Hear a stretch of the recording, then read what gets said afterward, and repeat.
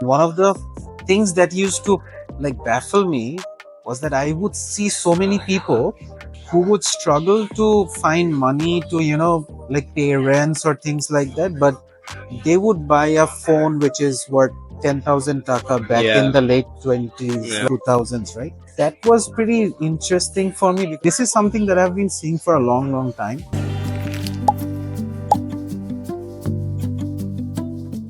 Okay. Like every time there's a new technology coming in, which is getting traction within the mass people, doesn't matter what background they're in, people are spending money behind it. They're spending money behind this because their life is getting impacted in some positive way or in some way which they feel is required. A lot of people talk about AI, but I think a lot of people don't know how to utilize it. If you think of generative AI or AI usage by the mass, the launch of ChatGPT was like an inflection point in terms of entire AI use. AI has been here for a long, long time.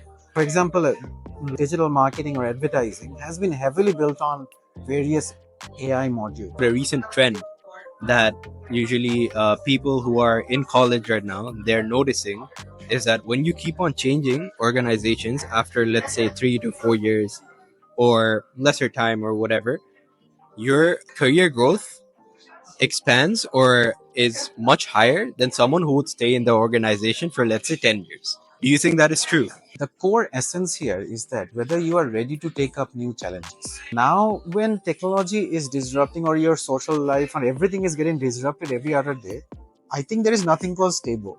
If you want stability, then you choose to do stuff which are not that rewarding.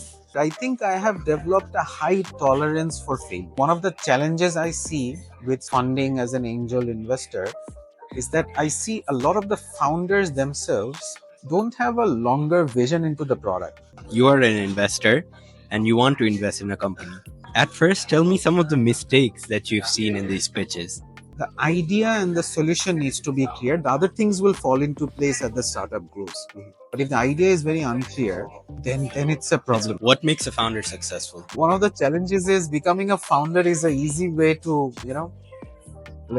put yourself into a social map. A bit controversial. This could be a bit controversial, but I think one of the challenges with this is that I think startups in our country really need to focus more on.